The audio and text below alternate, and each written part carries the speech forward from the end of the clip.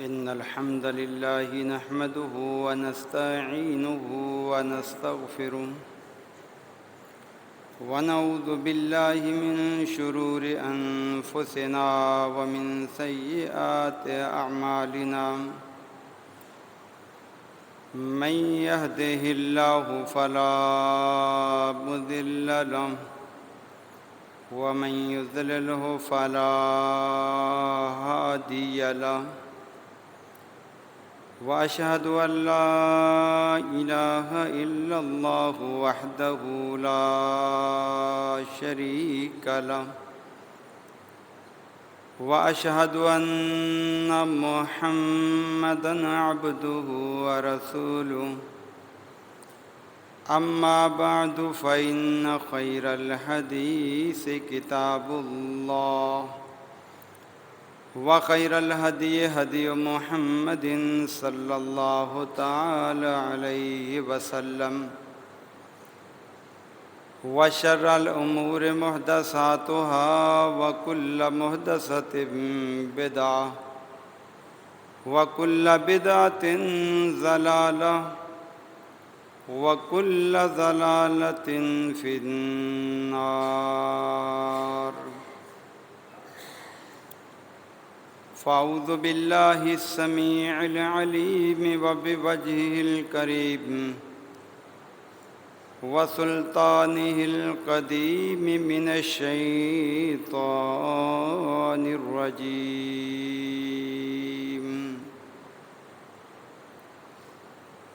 محمد رسول الله والذين معه أشداء على الكفار رحماء بينهم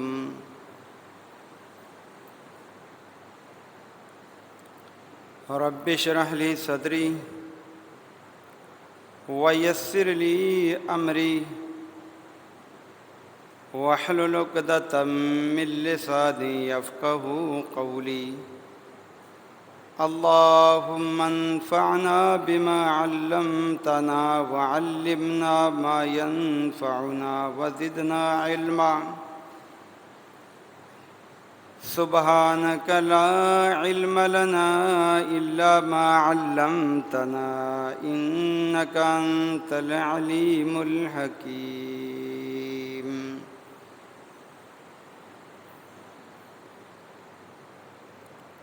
ہر قسم کی عبادت، ہر قسم کی ریاضت، ہر قسم کی بندگی،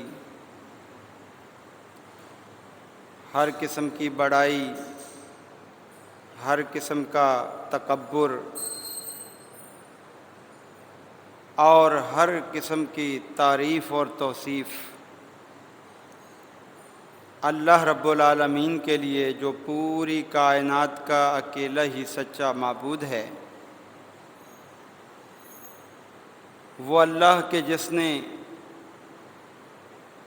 اکیلے ہی پوری کائنات کی ہر چیز پیدا کی اور ہر چیز کو دنیا میں فائدے کے لیے بنایا اور پھر انسانوں کو تمام اپنی مخلوقات میں سے اعلیٰ ترین مقام دے کر تمام چیزوں کو انسان کے تابع بنا دیا، جس پر اللہ کا جتنا بھی شکر ادا کیا جائے کم ہے۔ درود و سلام سید المرسلین، شفیع المذنبین، سید الاولین والآخرین، امام الانبیاء والمتقین، حبیب اللہ احمد مجتبیٰ جناب محمد الرسول اللہ صلی اللہ علیہ وآلہ وسلم کی ذات گرامی پر حمد و ثنا کے بعد ماہ ذی الحجہ جو اسلامی سال کا آخری مہینہ ہے، ممکن ہے کہ آج اس کا آخری دن ہو اور کل سے نئے اسلامی سال کا آغاز ہو رہا ہے۔ ہم مسلمان دینی حوالے سے بہت کمزور نظر آتے ہیں، اس لیے کہ غیر مسلم نے اپنا اس طرح کا تسلط ہمارے اوپر رکھا ہے کہ جو ان کے ہاں چیز مشہور ہو ہمارے ہاں بھی وہی چیز مشہور ہوتی ہے،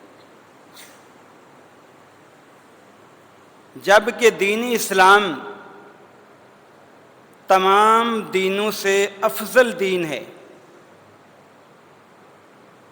اور اس کے اندر جو تعلیمات ہیں وہ سب سے اعلیٰ تعلیمات ہیں۔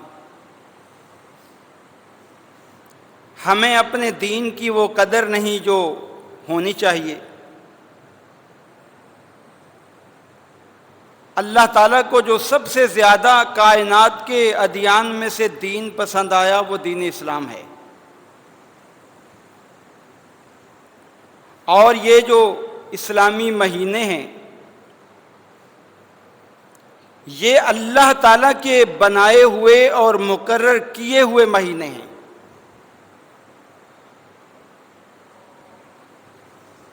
یہ جو آج ہمارے ہاں عیسوی کیلنڈر رائج ہے یہ عیسائیوں کا وضع کرتا ہے، یہ ان کا بنایا ہوا ہے جس کو آج ہم بڑی اچھی طرح یاد رکھتے ہیں۔ میرے عزیز بھائیوں، اسلامی تعلیمات کو سمجھو اور اپنے بچوں کو ذہن نشین کراؤ کہ ہمارا دین اعلیٰ ہے اور ہماری تمام چیزیں بھی اعلیٰ ہیں۔ یہ عیسوی مہینے اس وقت بھی موجود تھے جب اللہ کے پیارے نبی علیہ السلام تشریف لائے تھے، لیکن آپ نے تو کبھی یہ استعمال نہیں کیے۔ کیوں؟ اس لیے کہ اللہ نے افضل چیز دی ہوئی تھی،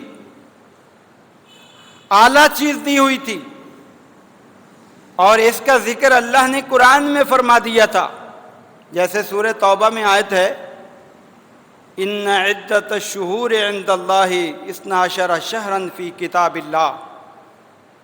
اے لوگو، اللہ نے جو کتاب تمہارے پاس بھیجی ہے یا اپنے پاس لوح محفوظ میں محفوظ کر کے رکھی ہے، اس کے اندر اللہ نے 12 مہینے لکھ دیے ہیں۔ اس کے اندر اللہ نے 12 مہینے لکھ دیے ہیں۔ یوم خلق السماوات والارض، اور اس دن سے لکھ دیے ہیں جس دن اللہ نے زمینوں اور آسمان کو بنایا تھا۔ تو اب آپ خود سوچیں کہ یہ جو اسلامی مہینے ہیں کب سے مقرر ہیں؟ 12 مہینے اللہ مقرر کر چکا تھا جب زمین بنائی، جب آسمان بنایا، اور اللہ نے اس میں بطور خاص یہ وضاحت بھی کی کہ منہا 4 حرم، 4 مہینے اس میں حرمت والے ہیں، 4 مہینے ان مہینوں میں زیادہ عزت والے ہیں، زیادہ تکریم والے ہیں۔ ان کے اندر کوئی ظلم نہ کرنا، کوئی زیادتی نہ کرنا، کوئی گناہ کا کام نہ کرنا۔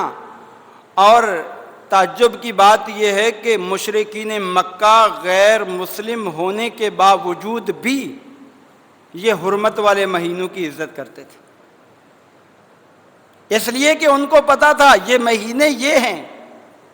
ہاں، ان کے اندر کمزوری یہ ضرور تھی کہ جس مہینے میں ان کا لڑائی اور جھگڑے کو دل چاہتا اس مہینے کو آگے پیچھے کر لیتے، یعنی محرم کو سفر بنا دیتے، کبھی سفر کو محرم بنا لیتے۔ یہ جو ہے ان کے اندر خرابی تھی، اور اللہ نے اس خرابی کا ذکر بھی قرآن کریم میں فرمایا کہ انما النسیء زیادۃ فی الکفر۔ یہ مہینے جو آگے پیچھے اپنی مرضی سے یہ کر لیتے ہیں نا، یہ نہ سمجھیں کہ یہ اس میں کامیاب ہو گئے، مہینے اصل وہی ہیں جو اللہ نے رکھے ہیں، یہ آگے پیچھے جو کرتے ہیں یہ کفر کے اندر اور زیادہ زیادتی ہے۔ تو معلوم ہوا یہ ہمارے جو مہینے ہیں یہ شروع سے ہیں، اور حرمت والے مہینے 4 ہیں، 3 تو بے تربے ہیں، ذوالقعدہ، ذوالحجہ اور آنے والا جو محرم ہے، اور 1 رجب کا مہینہ جو شعبان اور جمادی الثانی کے درمیان میں آتا ہے۔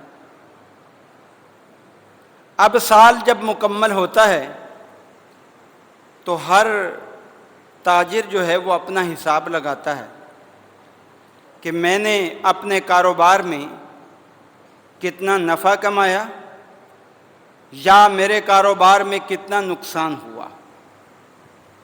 اگر نفع ہو تو وہ مزید اور نفع بڑھانے کی کوشش کرتا ہے، اور اگر جو ہے اس کے اندر کوئی نقصان ہو رہا ہو تو نقصان کے پہلو دیکھ کر اس نقصان کی تلافی کی کوشش کرتا ہے۔ مسلمان کی اصل تجارت کیا ہے؟ مسلمان کی اصل تجارت جو ہے نا وہ اللہ تعالیٰ کی جنت کو حاصل کرنا ہے، اللہ تعالیٰ کے ہاں آخرت میں جا کر جنت کو پانا اور اس کی نعمتوں کو حاصل کرنا ہے۔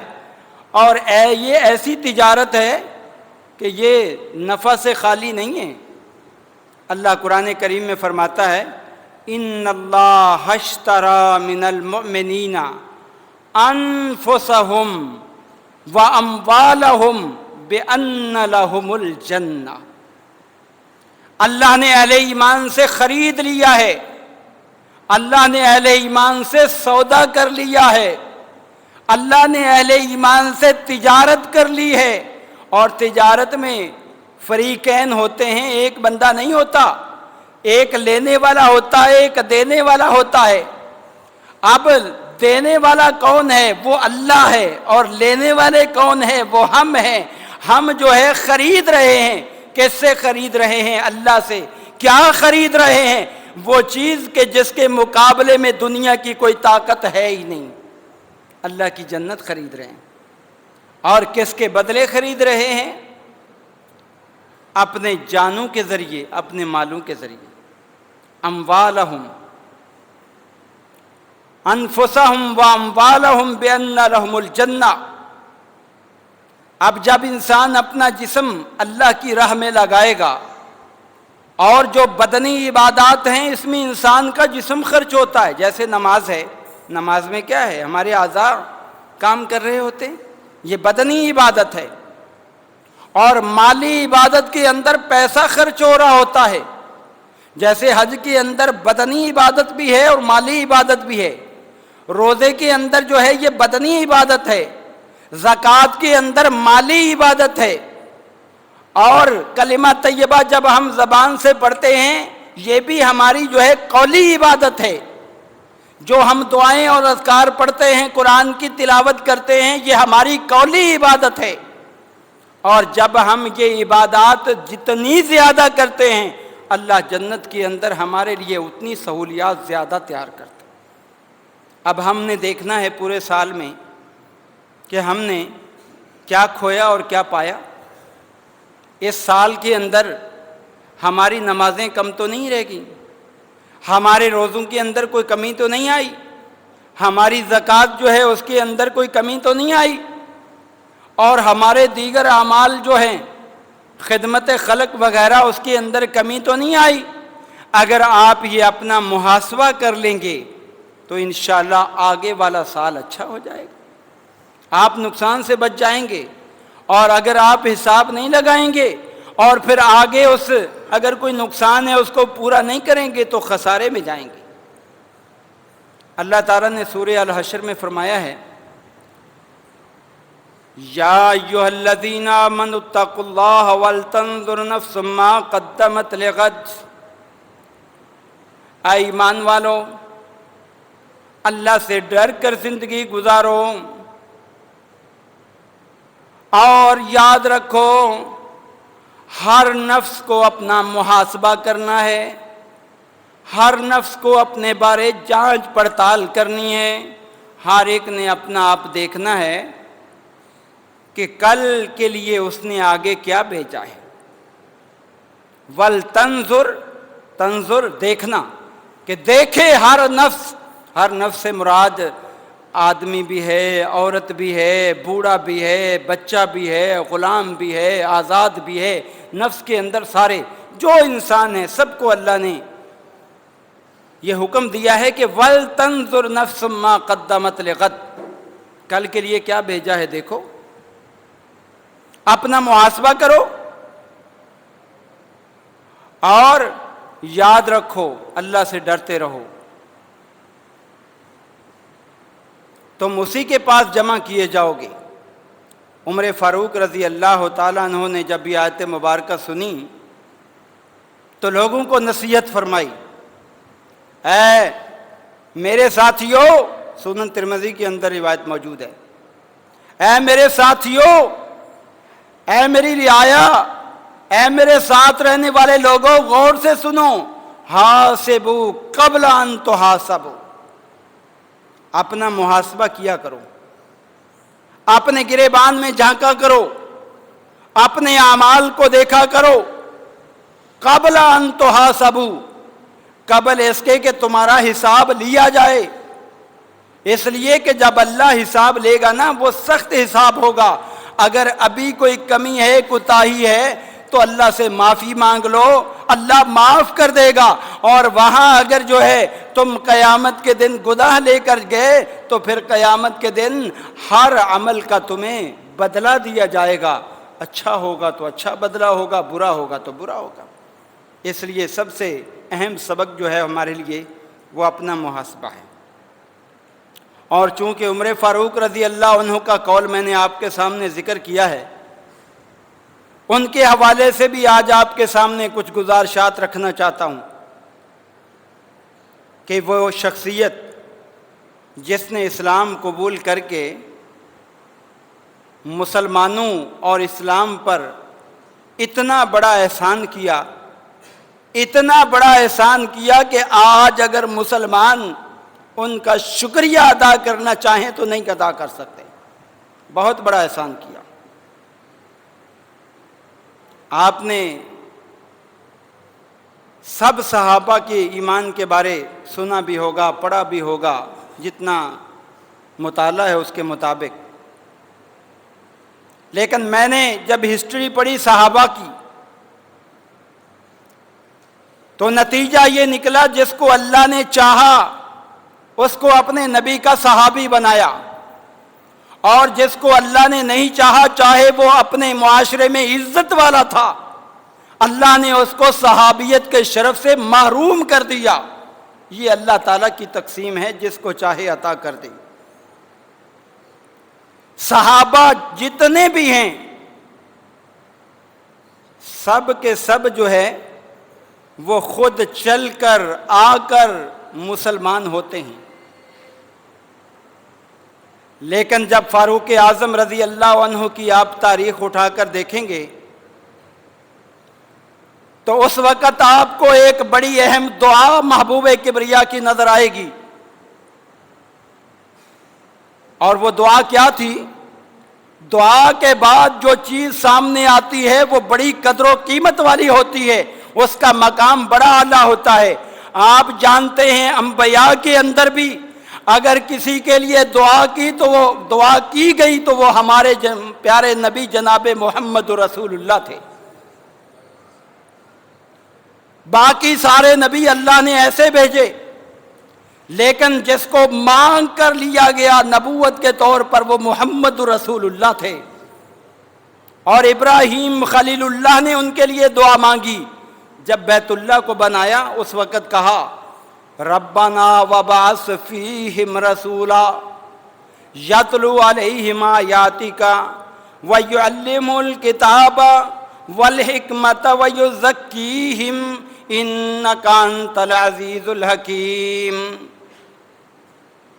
اے اللہ، ان عربوں کے اندر انہی کے نفسوں میں سے رسول بھیج دے یہاں کے رہنے والوں میں سے ان کے اندر ہی سے رسول بھیج دے۔ اور اللہ نے اپنے پیغمبر کی دعا کو قبول فرمایا، اور فرمانے کے بعد آپ صلی اللہ علیہ وسلم کی زبانی امت کو بتا دیا، انا دعوت ابی ابراہیم، میں اپنے باپ ابراہیم علیہ السلام کی دعا کا نتیجہ ہوں۔ تو تمام نبیوں میں جس نبی کے آنے کے لیے دعا کی گئی، جس نبی کی بعثت کے لیے دعا کی، اور دعا کس نے کی؟ اللہ کے خلیل پیغمبر نے، جو سب سے اللہ کا پیارا تھا۔ تو اللہ کے نبی کا مقام کتنا اونچا ہو گیا، تمام نبیوں سے اعلیٰ ہو گیا، بلکہ پوری کائنات سے بڑھ کر آپ کا مقام ہو گیا۔ اور جس کو محمد الرسول اللہ مانگیں گے تو اس کا مقام کتنا اونچا ہوگا۔ آپ جانتے ہیں کہ جب مشرکین مکہ نے مسلمان ہونے والوں کو تکالیف پہنچانا شروع کی، اللہ کے پیارے نبی علیہ السلام بڑے پریشان ہوئے کہ یہ جو مجھ پر ایمان لاتا ہے، کسی کو کوئلوں پہ لٹاتے ہیں، کسی کو گلیوں میں گھسیٹتے ہیں، کسی کو کوئی سزا دیتے ہیں، حتیٰ کہ اونٹوں کے ساتھ باندھ کر ایک ٹانگ اور دوسرے اونٹ کے ساتھ دوسری ٹانگ جو ہے ٹکڑے ٹکڑے کر دیتے ہیں۔ اللہ کے پیارے نبی علیہ السلام کو بڑی پریشانی ہوئی ہے، اللہ دین تیرا اور نبی میں تیرا، میرے ماننے والے ان کے ساتھ اتنا برا سلوک۔ اللہ کے پیارے نبی علیہ السلام کو مکہ کی سرزمین میں دو بندے نظر آئے کہ اگر ان میں سے کوئی ایک بندہ مسلمان ہو گیا نا تو اسلام کو تقویت مل جائے گی۔ دو بندے نظر آئے، ذرا غور کیجئے گا، میری بات پر کسی کی تنقیص مقصود نہیں۔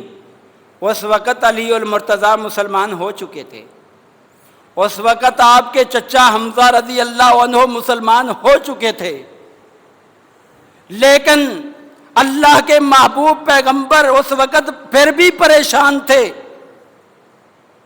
کہ مسلمانوں کو تکالیف ہے، ان تکالیف کو دور کرنے کے لیے دو شخصیات میں سے ایک اگر مسلمان ہو جائے نا تو بڑی تقویت ملے گی۔ اللہ کے پیارے نبی علیہ السلام دعا مانگتے ہیں، اللہم اعز الاسلام بأحب الرجلین الیک، اے اللہ مکہ کی سرزمین میں دو بندے ہیں جو تجھے محبوب ہو، ان میں سے جو تجھے پسند ہو، اے اللہ اس کو مسلمان بنا کر اور اسلام کو عزت دے دے۔ اعزہ سنن ترمذی کی روایت ہے، اعزہ عزت دے دے اسلام کو۔ اور وہ دو بندے کون ہیں؟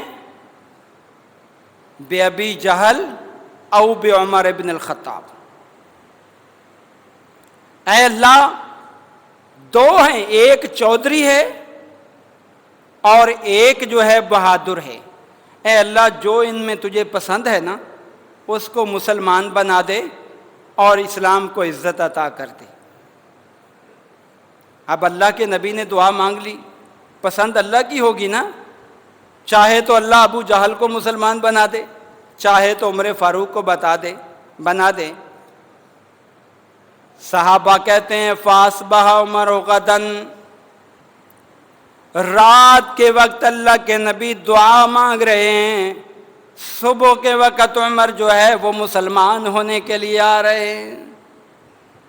اب آپ ذرا بتائیے، خلیل اللہ نے محبوب کبریا کے لیے دعا مانگی، اللہ نے مقام اونچا کر دیا، اور محمد الرسول اللہ جس کے لیے دعا کریں کیا اس کا مقام اونچا نہیں ہوگا؟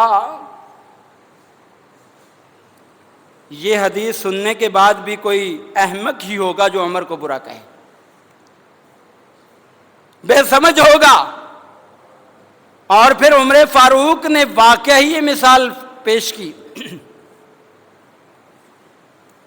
ادھر اللہ کے پیغمبر یہ دعا مانگ رہے ہیں اور ادھر مشرکین مکہ جو ہے وہ یہ کہہ رہے ہیں کہ تم میں سے کوئی بہادر آدمی ہے جو محمد رسول اللہ کا سر کاٹ کر لے آئے، ہم اس کو 100 اونٹ جو ہے انعام دے گی۔ عمر فاروق رضی اللہ عنہ کو اسلام سے پہلے جو ہے نا بہت لالچ تھی، مال آ جائے، بہادر تھے، کہا یہ کام میں کر سکتا ہوں، کون سا مشکل کام ہے، تلوار لی، نکل پڑے۔ راستے میں ابو نعیم صحابی ملے، کہا کہاں جا رہے ہو؟ کہا جی میں محمد کا سر کاٹنے جا رہا ہوں، نعوذ باللہ من ذالک۔ اس کو یہ نہیں پتا تھا کہ محبوب کبریا دعا کر چکے ہیں، سر کیا کاٹنا ہے، اپنا آپ محمد کی جھولی میں لے کے جا رہے تھے۔ اور کیا ہوا؟ اس نے کہا اپنے بہنوئی اور بہن کو تو دیکھو، وہ بھی مسلمان ہو گئے، پہلے گھر کی خبر لو بعد میں ادھر جانا۔ کہا اچھا، ادھر چل دیے۔ اور اس وقت وہ قرآن پڑھ رہے تھے، اور قاری قرآن پڑھانے کے لیے آئے ہوئے تھے۔ جیسے ہی دروازہ بجا، بہن فاطمہ دروازہ کھولنے کے لیے آئی، پوچھا عمر، ڈر گئی، کیا معاملہ ہے، کیا ماجرا ہے؟ جلدی سے قاری کو چھپایا، دروازہ کھولا، کہا کیا کر رہے تھے؟ کچھ نہیں جی، ٹال مٹول کی۔ کہا نہیں، مجھے بتاؤ کچھ کر رہے تھے تم، میں نے سنا ہے کہ تم مسلمان ہو گئے۔ اچھا۔ آخر جب زیادہ سختی کی انہوں نے کہا ہاں ہم مسلمان ہو گئے۔ جب یہ بات سنی عمر کے دل میں بھی آیا، یہ بہن میرے سامنے کبھی اونچی آواز سے بات نہیں کرتی تھی، آج یہ مسلمان ہونے کا کہہ رہی ہے، مجھے بھی ذرا وہ کلا سناؤ کیا پڑھتے تھے۔ سورہ طٰہٰ کی ابتدائی آیات جو ہے نا بہن نے پڑھ کر سنائی، دل نرم ہو گیا۔ اسلام عربی تو جانتے تھے نا، قرآن کو سنا، یہ قرآن انقلابی کتاب ہے، بشرطے کہ بندہ جو ہے نا اس کا ذہن جو ہے وہ صاف ہو، وہ سمجھنے کی کوشش کرے۔ عصبیت والا ذہن جو ہے کبھی بھی اس کو قرآن فائدہ نہیں دیتا۔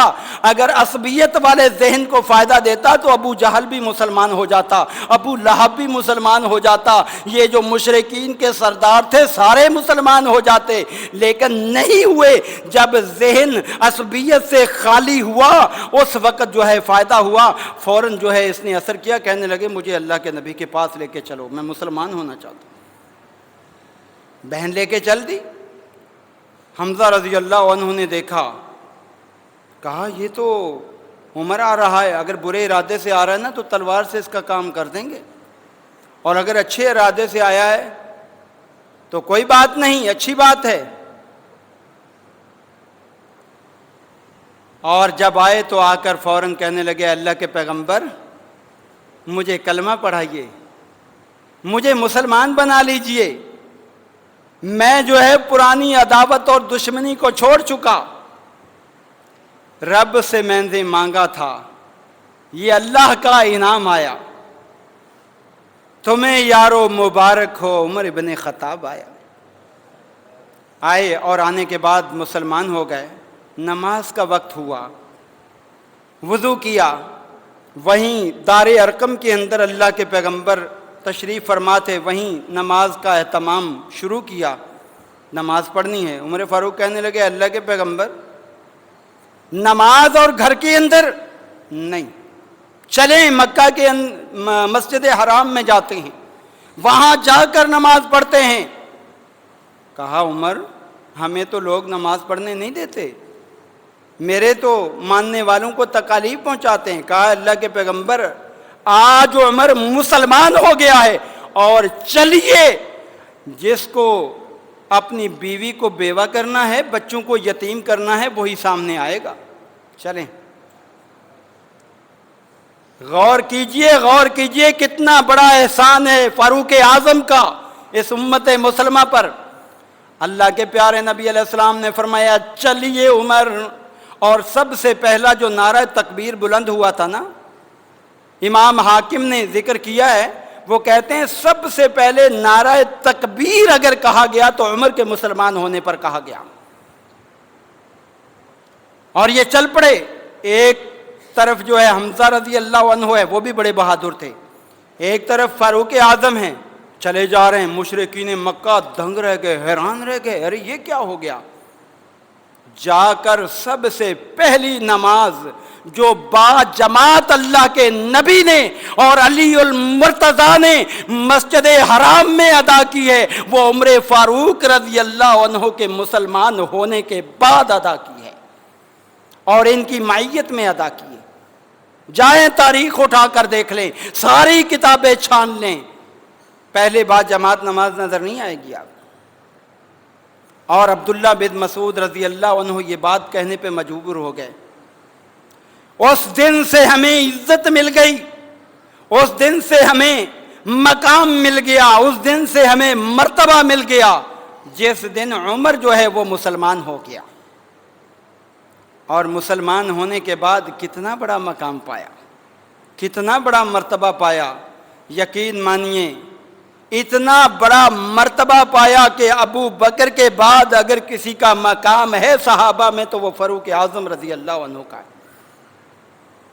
کیسے پایا؟ محنت سے، کوشش سے، لگن سے، جستجو سے، دینداری سے، اللہ کے پیارے نبی علیہ الصلوۃ والسلام سے محبت سے، اور اللہ کے پیغمبر نے مومن ہونے کا سرٹیفکیٹ بھی دیا، جنتی ہونے کا سرٹیفکیٹ بھی دیا۔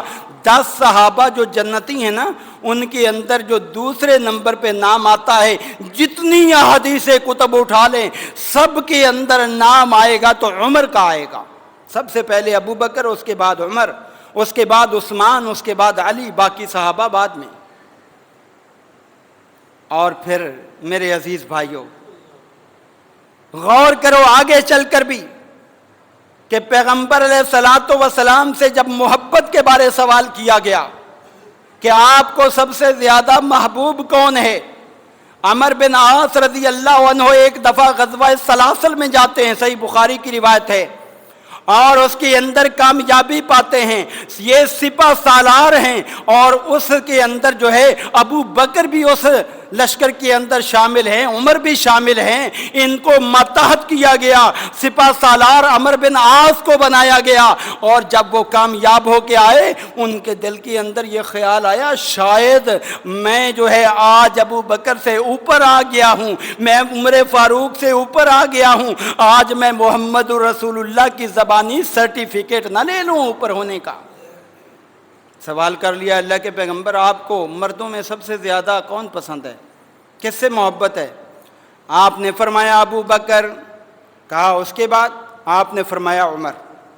حیران رہ گئے، صحیح بخاری کی روایت ہے، حیران رہ گئے، یہ تو میرے ماتحت تھے، یہ تو جنگ میں میرے ماتحت تھے، جنگ کے اندر کسی کا بڑا ہونا جو ہے یہ کوئی مقام اور حیثیت کا حامل نہیں ہے۔ اللہ کے نبی نے اسامہ بن زید رضی اللہ عنہ کو بھی اپنی زندگی میں جو ہے ایک لشکر کا امیر بنایا، اور اس کے اندر جو ہے جناب ابو بکر اور عمر کا نام بھی شامل تھا۔ اب اللہ کے پیارے نبی علیہ الصلوۃ والسلام کے صحابی یہ سن کر حیران رہ گئے کہ صحابہ میں سب سے اعلیٰ مقام ابو بکر کا اور اس کے بعد عمر کا، کیسے پایا؟ پیارے نبی علیہ الصلوۃ والسلام نے اپنی زندگی میں عمر کے جو ادائیں دیکھی نا، اللہ ان اداؤں کی وجہ سے عمر کے مقام کو اونچا کرتا رہا۔ ایک ان کی ادا یہ تھی کہ اللہ کے پیغمبر سے بڑی سچی محبت اور مومن ہونے کا سرٹیفکیٹ۔ ایک دن اللہ کے نبی صلی اللہ علیہ وسلم جا رہے ہیں اور عمر فاروق کا ہاتھ آپ نے پکڑا ہوا ہے، دوستوں کی طرح جا رہے ہیں۔ عمر فاروق کہنے لگے اللہ کے پیارے نبی لان تحب الی من کل شیء الا نفسی، مجھے آپ سے بہت زیادہ محبت اور پیار ہے لیکن میں اپنی جان سے زیادہ آپ سے پیار نہیں کرتا۔ اللہ کے پیغمبر نے فرمایا لا والذی نفسی بیدہ، اے عمر اگر مجھ سے جان سے زیادہ محبت نہیں کرتے تو ایمان کا سرٹیفکیٹ نہیں ملے گا، پھر تو مومن نہیں ہے۔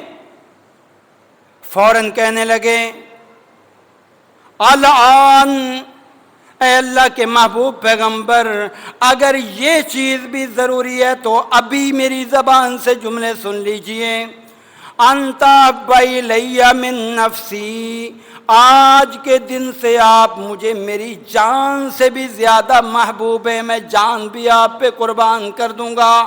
محبوب کبریا نے جب یہ بات سنی فوراً کہا الآن یا عمر، اب تجھے مومن ہونے کا سرٹیفکیٹ مل گیا، اب تو مومن بن گیا۔ عمر فاروق نے محبوب کبریا کی زبان سے ایمان کا سرٹیفکیٹ پا لیا، اور اللہ کے نبی کا دیا ہوا سرٹیفکیٹ کو دنیا کی طاقت منسوخ کر سکتی ہے؟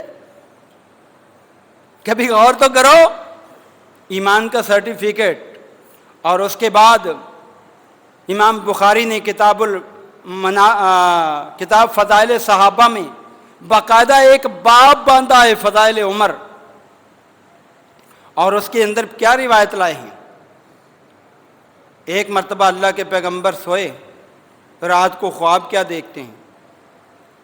کہتے ہیں میں نے دیکھا کہ میرے پاس دودھ کا پیالہ لایا گیا ہے، اور دودھ کا پیالہ میں نے خوب پیا، اتنا پیا کہ میرے جو ہے نا انگلیوں کے پوروں سے جو ہے نا دودھ اب باہر نکلنے لگا، یعنی بہت زیادہ پیا، یہ محاورہ ہے۔ اور اس کے بعد کچھ دودھ پیالے کے اندر بچ گیا، میں نے وہ دودھ اٹھا کر جو ہے وہ فاروق اعظم رضی اللہ تعالیٰ عنہ کو دے دیا، انہوں نے خوب پیا، وہ سیراب ہو گئے۔ صحابہ بڑے حیران ہیں، اللہ کے پیغمبر، نبیوں کا خواب تو سچا ہوتا ہے، وہ تو جھوٹا ہوتا ہی نہیں۔ ابراہیم خلیل اللہ نے بیٹے کو ذبح کرنے کا خواب دیکھا تو وہ سچا ہو گیا۔ یعقوب علیہ السلام نے اپنے بیٹے یوسف کے بارے یوسف علیہ السلام نے خواب دیکھا کہ سورج اور چاند اور 11 ستارے مجھے سجدہ کر رہے ہیں، وہ خواب بھی سچا ہو گیا۔ تو آپ کے خواب بھی تو سچے ہیں نا، تو آپ نے اس کی تعبیر کیا نکالی ہے؟ اللہ کے پیغمبر نے فرمایا اس کی تعبیر میں نے نکالی ہے علم، کہ اللہ تعالیٰ نے مجھے بہت علم دیا، میں نے دنیا کے اندر علم کو پھیلا دیا، اور میرے بعد اس علم کو دنیا کے کونے کونے تک اگر پہنچائے گا تو عمر فاروق پہنچائے گا، اور فاروق نے یہ عملی تعبیر کر کے دکھا دی۔ اور اسی طرح اسی بخاری کے اندر روایت آتی ہے، اللہ کے پیارے نبی علیہ السلام نے فرمایا میں نے خواب دیکھا میرے پاس لوگ قمیص پہن کر آئے ہیں، کچھ لوگوں کی قمیص سینے تک ہے، کچھ اس سے کم ہے، میں کیا دیکھتا ہوں اتنے میں عمر فاروق میرے سامنے آ جاتے ہیں، ان کی قمیص اتنی لمبی ہے کہ وہ جو ہے نیچے گھسٹتی جا رہی ہے۔ صحابہ نے پوچھا اللہ کے پیغمبر اس کی تعبیر کیا ہے؟ آپ نے فرمایا الدین، اس کی تعبیر دین ہے۔ عمر دین کے حوالے سے بڑے سخت ہیں، دیندار ہیں، اور رب کے قرآن اور نبی کی احادیث پر عمل پیرا ہونے والے ہیں۔ ذرا بتائیے اللہ کے نبی کی زبان سے مومن ہونے کی بشارت پانے والا، اللہ کے نبی کی زبان سے اہل علم ہونے کا سرٹیفکیٹ پانے والا، اور اللہ کے نبی کی زبان مبارکہ سے دینداری کا سرٹیفکیٹ پانے والا، آج اگر اس کو کوئی برا کہے گا تو اس کا اپنا ایمان ختم ہے۔ اس لیے کہ اللہ اور اس کے رسول کی بات کو رد کرنا یہ مومن کا شیوا نہیں ہے۔ اور پھر اللہ کے پیارے نبی علیہ الصلوۃ والسلام کے پاس رہ کر انہوں نے بڑی سعادتیں پائیں، ایک نہیں کئی دفعہ جنت کی بشارت پائی۔ ایک مرتبہ آپ ایک باغ کے اندر چلے گئے اور وہاں آپ بیٹھ گئے، ابو موسیٰ اشعری ساتھ ہیں، باہر سے آ کر کسی نے دروازہ بجایا، آپ نے فرمایا افتح، دروازہ کھول دو ابو موسیٰ، اس کو ساتھ میں جنت کی بشارت دے دو۔ جب وہ آئے تو ابو بکر تھے۔ پھر دوسری مرتبہ پھر دروازہ بجا، آپ نے یہی جملہ کہا، دروازہ کھولو جنت کی بشارت دو، جنت کی بشارت مل گئی۔ جب آئے تو یہ عمر تھے۔ پھر تیسری مرتبہ عثمان آئے، اور عثمان رضی اللہ عنہ کے بارے میں آپ نے پہلے ہی فرما دیا تھا کہ انہیں بھی جنت کی بشارت دو۔ لیکن انہیں یہ بتا دو کہ جنت جانے سے پہلے تمہیں مشکلات کا سامنا کرنا پڑے گا، اور وہ کرنا پڑا، ان کو کرنا پڑا۔ اللہ کے نبی نے جو فرمایا نا، یقین مانیے، میں 100% نہیں بلکہ 100% سے بڑھ کر سچ فرمایا، بالکل سچی باتیں اسی طرح ہوا جیسے آپ فرما کر گئے تھے۔ عمر فاروق رضی اللہ تعالیٰ عنہ اللہ کے پیارے نبی علیہ السلام کے بڑے پیارے صحابی بن گئے، اور یہی وجہ ہے کہ آپ کی زندگی میں آپ نے اگر ساتھ رکھا تو ابو بکر کو رکھا، اگر جو ہے گئے تو ابو بکر ساتھ گئے، عمر گئے، اور آئے تو ابو بکر ساتھ آئے اور عمر ساتھ آئے۔ اللہ کے پیارے نبی علیہ السلام کی ازواج مطہرات ایک مرتبہ آپ کے پاس بیٹھی ہوئی باتیں کر رہی تھیں، اور مطالبہ یہ تھا، اللہ کے پیغمبر ہمیں جو ہے نا زیادہ خرچہ پانی دیں، اس سے ہمارا گزارا نہیں ہوتا۔ اب یہ وہ ہے، وہ سوچ رہی ہیں، اس طرح کی باتیں کر رہی ہیں۔ اللہ کے پیارے نبی علیہ السلام بڑے رحم دل نرم مزاج تھے، سنتے رہے۔ اتنے میں عمر فاروق رضی اللہ عنہ نے اجازت طلب کی۔ جیسے ہی عمر فاروق کی آواز سنائی دی، ازواج مطہرات جلدی سے اٹھیں اور پردے کے اندر چلی گئیں۔ پیارے نبی علیہ الصلوۃ والسلام مسکرانے لگ گئے۔ عمر فاروق نے عرض کیا، اضحک اللہ سنک یا رسول اللہ، اے اللہ کے پیغمبر، اللہ آپ کو ہمیشہ مسکراتا رکھے، مجھے ذرا بتائیے تو صحیح آپ کیوں مسکرا دیے؟ آپ نے فرمایا، عمر آپ کو بات بتاؤں؟ کہا بتائیے۔ کہا یہ جو میری بیویاں ہیں نا، یہ مجھ سے جو ہے نا مطالبے کر رہی تھیں، یہ چیز چاہیے، یہ چیز چاہیے، لیکن جیسے ہی آپ کی آواز سنی نا تو فوری طور پہ جو ہے جلدی سے جا کے چھپ گئی۔ عمر رضی اللہ عنہ کہنے لگے، اے اللہ کی دشمنوں، تم جو ہے اللہ کے نبی سے نہیں ڈرتی ہو، مجھ سے ڈرتی ہو؟ اور اللہ کے محبوب پیغمبر نے بڑا پیارا جملہ ارشاد فرمایا، اے عمر، تو وہ شخص ہے ما سالکن فجن قط، شیطان جو ہے وہ راستہ چھوڑ دیا کرتا ہے عمر جس راستے پر تم چلا کرتے ہو۔ اے عمر، تم سے تو شیطان بھی بھاگتا ہے۔ اور واقعہ ہی اگر آپ غور کریں نا، عمر فاروق کے دور میں یہ نہ کسی یہودی کو شیطانیت کرنے کی جرت ہوئی، نہ کسی کافر کو، اور نہ ہی کسی بھی جو ہے شر پسند کو، سارے دب کر رہ گئے، کسی کو جرت نہیں ہوئی۔ بتاؤ ان کے دور میں کوئی شورشیں ہوئی؟ اور پھر انہوں نے اسلام کی جو خدمات سر انجام دی ہیں، جس کی بشارت اللہ کے نبی خود دے کر گئے تھے۔ ایک مرتبہ آپ نے فرمایا، اے لوگو، میں نے خواب یہ دیکھا ہے کہ میں ایک ڈول جو ہے وہ کنویں سے نکال رہا ہوں، نکال کے سیراب کر رہا ہوں، جتنی دیر چاہا میں نے سیراب کیا۔ پھر اس کے بعد ابو بکر آئے، انہوں نے وہی ڈول لیا۔ پھر اس کے بعد جو ہے ان کے جو ہے پانی نکالنے میں کچھ کمزوری تھی، اس کے بعد عمر فاروق آئے، ان کے ہاتھ میں تو وہ ڈول ایسا لگ رہا تھا کہ چھوٹے سے بڑا ہو گیا ہے، اور اتنا بڑا ہو گیا کہ انہوں نے جو ہے اتنا پانی نکالا کہ حتیٰ سرب العدن، سارے تالاب بھر گئے، سارے لوگ سیراب ہو گئے۔ اس کی تعبیر پتہ کیا ہے؟ اس کی تعبیر یہ ہے کہ اللہ کے نبی نے یہ فرمایا کہ میں جو ہے جب تک ہوں، اللہ میرے ذریعے لوگوں تک اسلام پہنچائے گا۔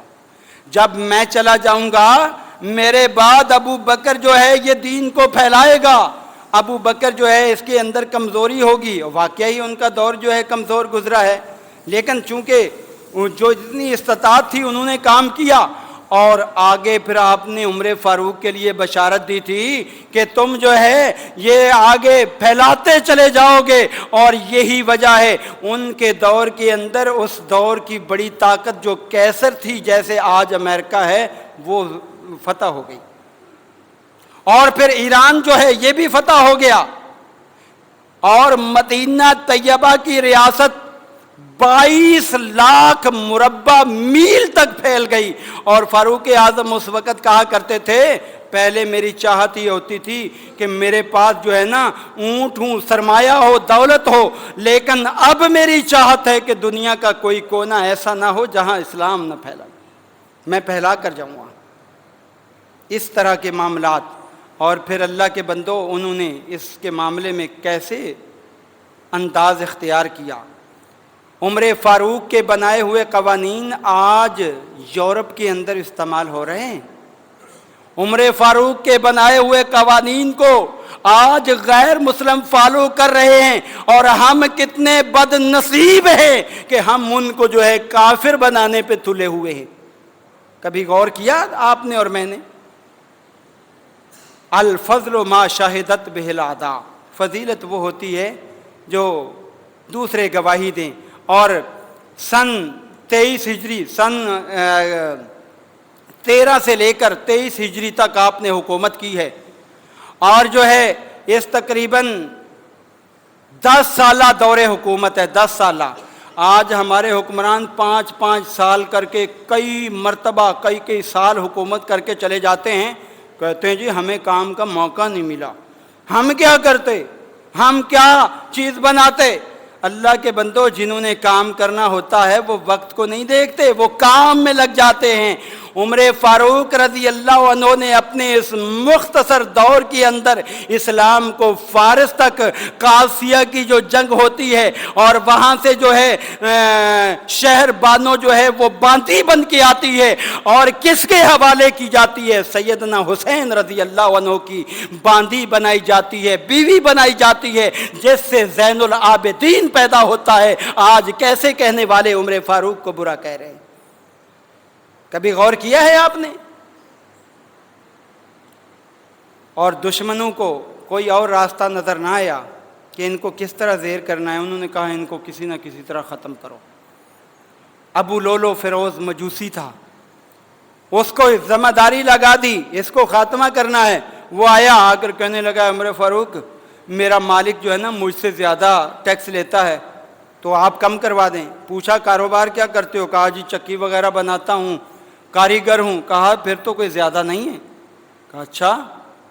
عمر فاروق نے کہا مجھے بھی ایک چکی بنا دو. کہنے لگا میں ایسی بنا کے دوں گا کہ پوری دنیا میں اس کی گونج آئے گی. اور وہ کر گزرا، وہ مخالف بن گیا.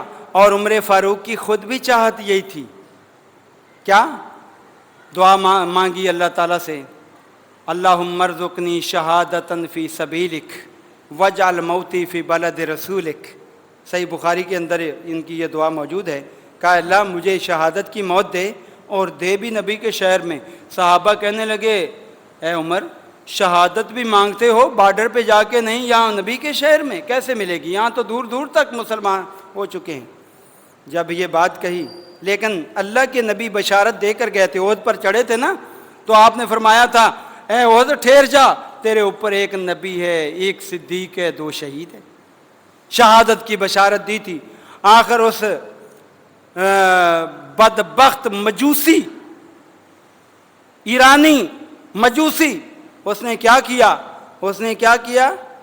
خنجر کو زہر لگایا. لگانے کے بعد جو ہے نا مصلی پہ چھپ گیا، محراب میں چھپ گیا. اللہ کے پیغمبر کے صحابی جب نماز پڑھانے کے لیے آئے، عمر فاروق اب جیسے ہی جو ہے وہ نماز شروع کی، اور عمر فاروق کا معمول تھا کہ آپ جو ہے سورہ یوسف اور سورہ النحل وغیرہ یہ تلاوت کیا کرتے تھے.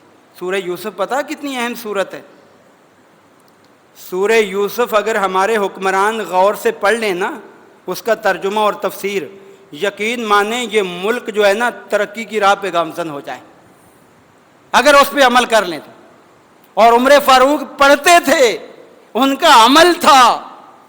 وزیر خزانہ جب حضرت یوسف علیہ السلام بنے، 7 سال تک مسلسل قحط سالی کے باوجود بھی ملک کے اندر خورد و نوش کی اشیاء کم نہیں ہوئی تھی.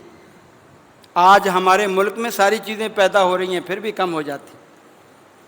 وہ سورہ یوسف پڑھو، حکمرانوں کو یہ پڑھنی چاہیے، تفسیر پڑھیں، پتہ چلے کہ کس طرح وزیر خزانہ کو پلان تیار کرنا ہے، منصوبہ تیار کرنا ہے۔ خیر اس نے جو ہے وہ نماز کی حالت میں خنجر مارا۔ کتنی بڑی سعادت کی بات ہے، نماز کی حالت میں اس دنیا سے بندہ جائے نیک کام کرتے ہو۔ اور پھر جو ہے جلدی سے بھاگنے لگا۔ انہوں نے عبد الرحمن بن عوف کو جو ہے اپنی جگہ کھڑا کیا کہ نماز پڑھائیں، اور پھر وہ بھاگتے ہوئے جو اور بھی 6-7 صحابہ کو شہید کیا۔ آخر ایک صحابی نے اوپر چادر ڈال دی، جب اس نے دیکھا میں بھاگ نہیں سکتا، اپنے آپ کو خنجر مارا اور خودکشی کر کے ہمیشہ کے لیے واصل جہنم چلا گیا۔ وہ واصل جہنم کہاں ہوا؟ مدینہ کے اندر۔ آج اس کا مزار ایران کے اندر بنا ہوا ہے۔ سوچو کہاں، جن کو محبت ہوتی ہے نا وہی ان کے مزار بناتے ہیں۔ واصل جہنم ہو گیا۔